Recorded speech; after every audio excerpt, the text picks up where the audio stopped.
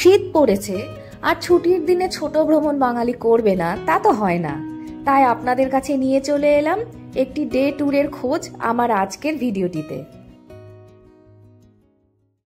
Hello সবাইকে, আমি সুলেখা এবং আপনারা দেখছেন আমার চ্যানেল ভাইরাল ব্লগ।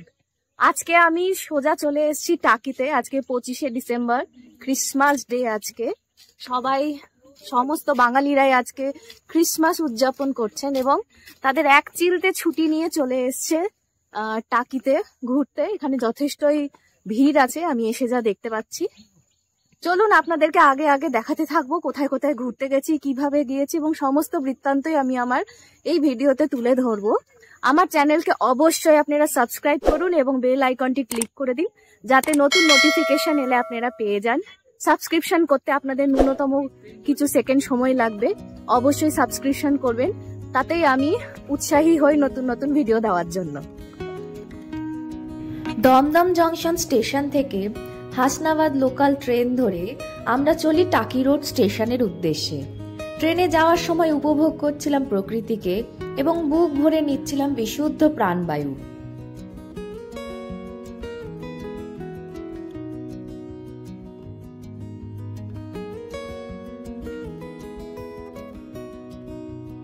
সকাল 10:30টায় পৌঁছাই আমাদের গন্তব্য টাকি রোড স্টেশনে।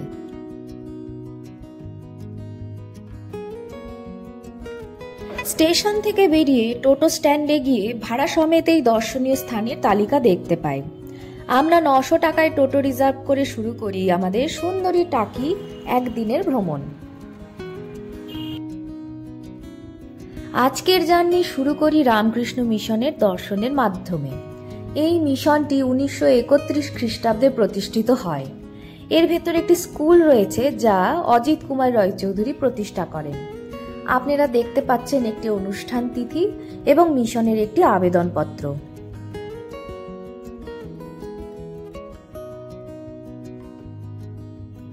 মন্দিরে প্রবেশ করে দেখি দেওয়ালে লাগানো রয়েছে বাংলার অনেক মহামানবের ছবি এবং মন্দিরের দরজার মুখোমুখি রাখা রয়েছে রামকৃষ্ণদেব, সারদা মা এবং বিবেকানন্দের ছবি। 25শে ডিসেম্বর বলে এখানে যীশুখ্রিস্টের একটি ছবি রেখে তাতেও মালা দেওয়া হয়েছে। এরপর আমরা পৌঁছে যাই টাকি কুলেশ্বরী কালীবাড়ি মন্দিরে। এইখানে কুলেশ্বরী দেবী কালী রূপে অধিষ্ঠিত রয়েছেন।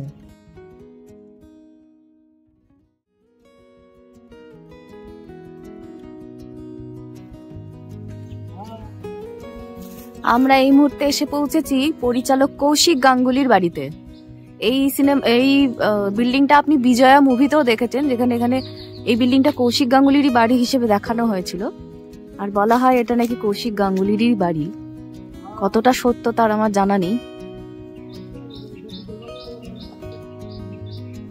বাড়িটির সামনে রয়েছে সুন্দর একটি বাগান এবং বাগান থেকে শোনা যাচ্ছে বহু রকমের পাখির সুন্দর সুন্দর কলতান।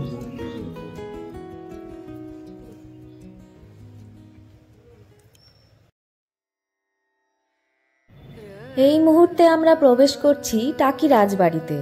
প্রবেশ মূল্য নিয়েছে মাথাপিছু 10 টাকা। এই রাজবাড়িটি 17 শতাব্দীতে নির্মিত হয়। বলা হয় এই জমিদাররা ছিলেন রাজপুত। মুঘল রাজত্বের সময় বাংলায় এরা নিজেদের জমিদারি প্রতিষ্ঠিত করেন। এই রাজবাড়িটি বাংলা, ইসলামিক এবং ইউরোপীয় স্থাপত্যের ধাঁচে বানানো হয়েছিল।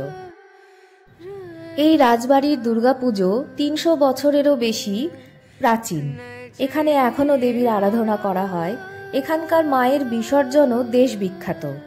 মা পান্তা ভাত, কচু শাক খেয়ে 26 জন বেয়ারার কাঁধে চড়ে ইছামতি নদীতে রাজবাড়ির নিজস্ব ঘাটে নিয়ম তিথি মেনে বিসর্জনে যান। এই রাজবাড়িতে রয়েছে অনেক ইতিহাস।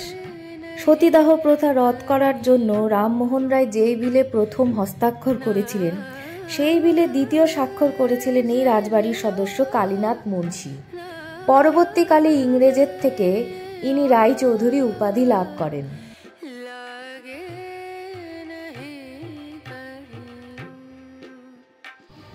রাজবাড়ির পেছনে প্রাঙ্গণগুলিতে পিকনিকের ব্যবস্থা করা হয়েছে এবং উচ্চ আওয়াজে বাজছে ডিজে। সাথে রাজবাড়ির প্রাঙ্গণেই হচ্ছে বিভিন্ন রকমের রান্না, যেটা দেখে আমি যথেষ্টই উদাস হই।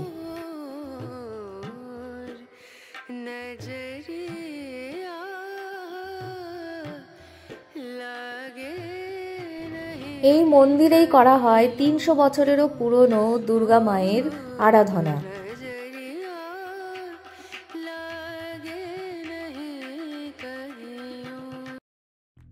এরপর সকালের প্রাতরাশ সেরে এগিয়ে চলি পরবর্তী স্থান দর্শনের জন্য। এটি টাকির বিখ্যাত জোড়াশিব মন্দির।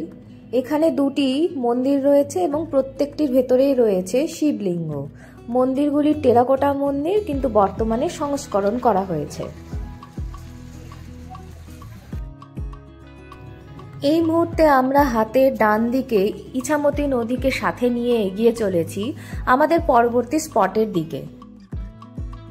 এই মুহূর্তে যে সাদা বাড়িটি দেখতে পাচ্ছেন, এটি হলো কার্গিল লড়াইয়ের সময় যিনি সেনাপ্রধান ছিলেন শঙ্কর রায় চৌধুরী, তিনি এই টাকিরই ছেলে, এটা তার বাড়ি। তিনি পুজোর সময় এখানে মূলত এসে থাকেন এই বাড়িতে আসার জন্য।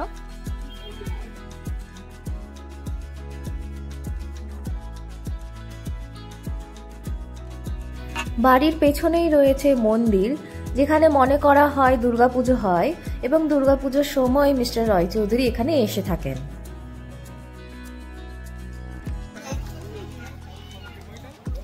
এই যে লাল বাড়িটি দেখতে পাচ্ছেন, এটি তাপস পালের একটি সিনেমা হয়তো আপনারা দেখেছিলেন, ৮টা বনগা লোকাল। এটা সেই বাড়িটি, এইখানে উনি শুটিংটি করেছিলেন।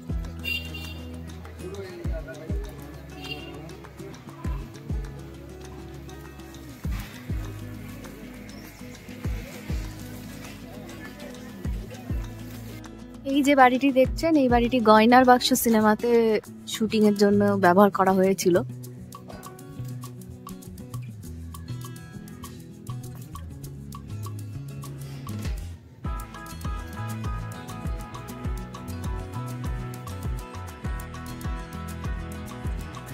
ছোট ছোট জলাশয় এবং সবুজে ঘন পরিবেশকে সাথে নিয়ে এবং উপভোগ করতে করতে আমরা এগিয়ে চলি আমাদের পরবর্তী স্পটের দিকে।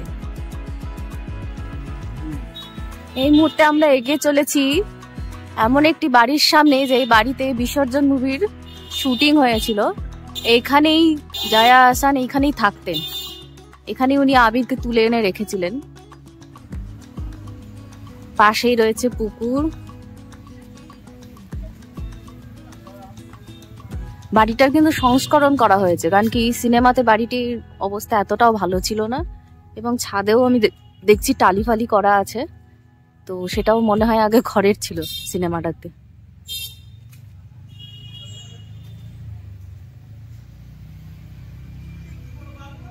চারিদিকে কেমন সুন্দর সবুজ আর সবুজ, তাই না?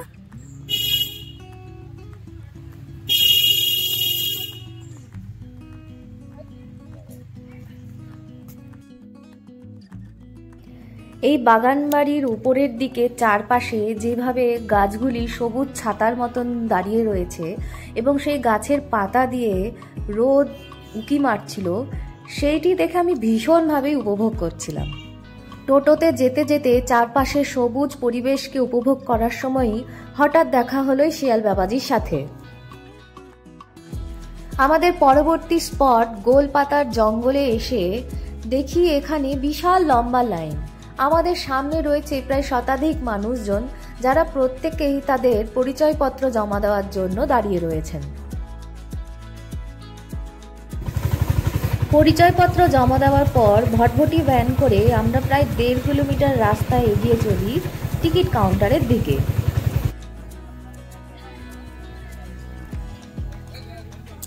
এখানে টিকিট কাউন্টার দেখতে পাচ্ছেন, টিকিটের মূল্য লেখা আছে ১০ টাকা। এখন কত নেবে তার তো ঠিক নেই, যেহেতু আজকে ২৫শে ডিসেম্বর, ক্রিসমাস আজকে।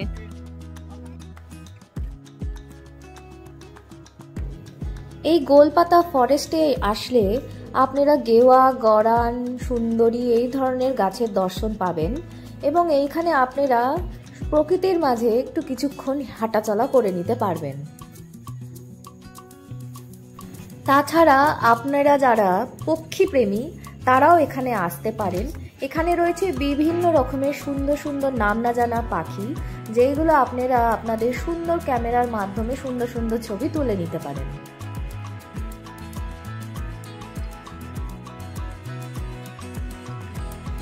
গোলপাতার জঙ্গলকে মিনি সুন্দরবন বলা হয়ে থাকে।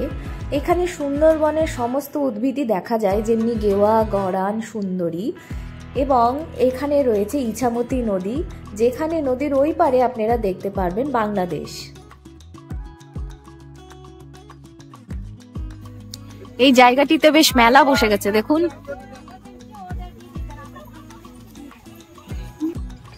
আপনারা নদীর ওই পারে বাংলাদেশকে প্রত্যক্ষভাবে দেখতে চাইলে এখান থেকে দূরবীন ভাড়া নিতে পারেন। আমার মোবাইলের ক্যামেরা থেকে জুম করে দেখার চেষ্টা করলাম বাংলাদেশে কোনো জনমানবের আমি চিহ্ন পাই কিনা, কিন্তু কারোরই সেরকম দর্শন পেলাম না। এখানে একটা টি স্টল আছে এবং তার উপরে ওয়াচ টাওয়ার আছে। চলুন আগে ওয়াচ টাওয়ারের দিকটাতেই যাওয়া যাক। এটা গোলপাতা ক্যান্টিন লেখা আছে, একটু সাবধানে উঠবেন।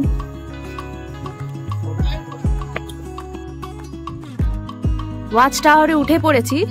ওয়াচ টাওয়ার থেকে ঠিক এইরকম ভিউটা দেখতে পাচ্ছি। এই যে গাছগুলি দেখছেন বেশ নারকেলের মতন দেখতে, এগুলোকে গোলপাতা বলে। এর দেখুন ফল হয়েছে গোল গোল।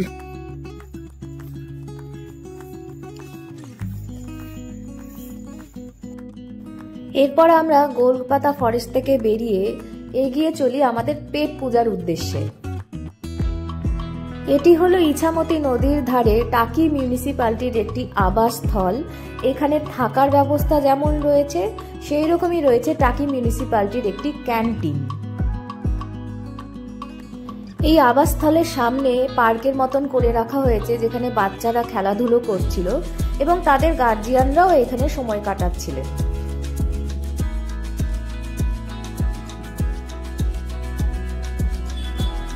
দেখুন মাছ যেটা দিয়েছে, মাছ কিন্তু বেশ ফ্রেশ, একদম নরম হয়েছে এবং খেতেও ভালোই লাগছে।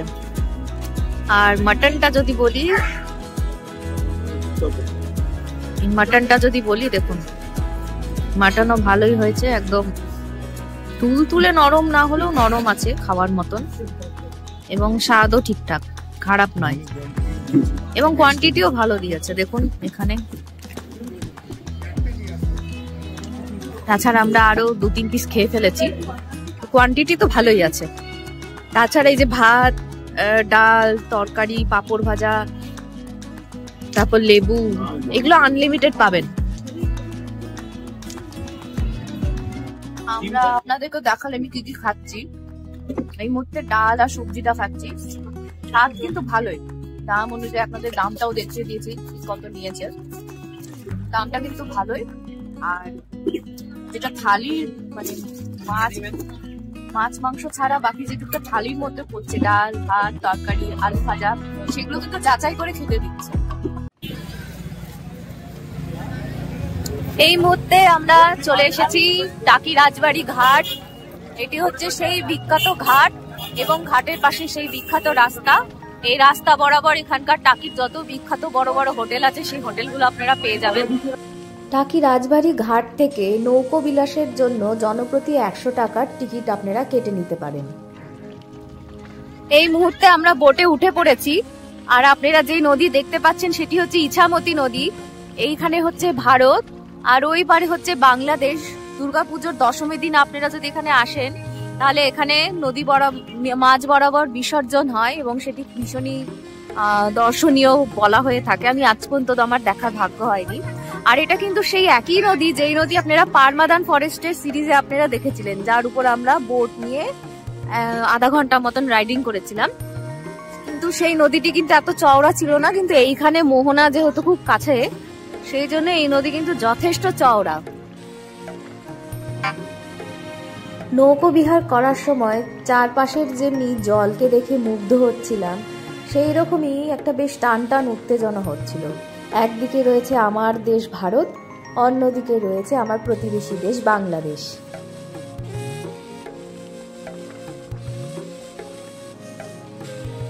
নদীপথে যাত্রার সময় দেখা মিলল টাকির বিখ্যাত হোটেল সোনার বাংলার সাথে।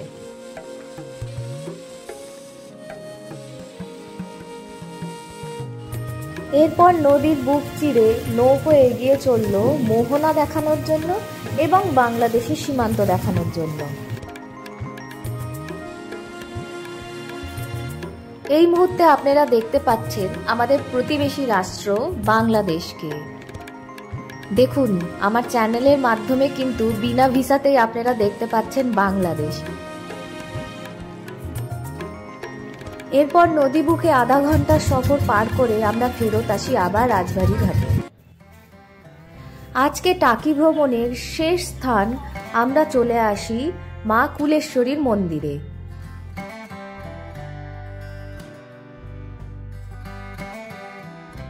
কুলেশ্বরী মন্দিরটি টেরাকোটা মন্দির এবং এই মন্দিরটির মধ্যে বাংলা এবং ইসলামিক ঐতিহ্যের ছোঁয়া দেখতে পাওয়া যায়। মন্দিরের মাঝের দেবীকে দেখে আপনাদের কালী মা মনে হতে পারে, কিন্তু ইনি কালী নন, ইনি হলেন কুলেশ্বরী দেবী। এখানে শিব ঠাকুরকে দেখুন সামনাসামনি নয়, আড়াআড়ি ভাবে কালী মায়ের নিচে অধিষ্ঠান করেছেন। এই নীল রঙের মূর্তিটিও কিন্তু কালী নয়, ইনি হলেন বিদ্যার অধিষ্ঠাত্রী দেবী, যাকে সরস্বতীর আগে ইনাকেই পুজো করা হতো। আর ইনি হলেন বগলা সুন্দরী দেবী। যে কোনো তন্ত্র সাধনা পুজো করার আগে এই হলুদ রঙের মূর্তির যে মাকে দেখতে পাচ্ছেন বগলা দেবী, তাকে পূজিত করা হয়। আপনারা তারানাথ তান্ত্রিক গল্পের নিশ্চয়ই ওনার উল্লেখ বহুবার পেয়েছেন। আচ্ছা, আমাদের সামনে যে দাদাকে দেখছেন সেই দাদা কিন্তু আমাদেরকে পুরো টাকি আজকে ঘুরিয়ে দেখিয়েছেন। এই দাদার থেকে জেনে নিই সমস্ত বৃত্তান্ত এবং দাদার কাছ থেকে তার ফোন নাম্বারও জেনে নেব। দাদা, আপনার নাম বলুন আর আপনার ফোন নাম্বারটাও বলে দিন। 76 দাদার নাম্বারটা আমি স্ক্রিনেও দিয়ে দেবো, সেখান থেকেও আপনারা নিয়ে নিতে পারেন। তাছাড়া ডেসক্রিপশন বক্স থেকেও পেয়ে যাবেন। এই দাদা কিন্তু টাকির যত স্পট আছে আপনারা বুকিং করে নেবেন, দাদাকে কল করে আগের থেকে। দাদা আপনাদেরকে টাকি স্টেশনে নিতে চলে আসবে এবং সেখান থেকে পুরো টাকির যত স্পট আছে পুরো দিন ঘুরিয়ে তারপর আবার টাকি স্টেশনে ফেরত দিয়ে দেবে। এরপর আমরা হাসনাবাদ স্টেশন থেকে ট্রেন ধরে রওনা দিই আমাদের গন্তব্য দমদম জংশনের দিকে। এই ছিল আমার একদিনের টাকি ভ্রমণের বৃত্তান্ত, যেখানে আপনারা হাসনাবাদ লোকাল ধরে পৌঁছে যেতে পারেন খুবই সহজ। পরবর্তী সফরের অভিজ্ঞতা নিয়ে খুব তাড়াতাড়ি ফিরে আসব। আমি সুলেখা এবং আপনারা দেখছেন আমার চ্যানেল ভাইরাল ব্লগ।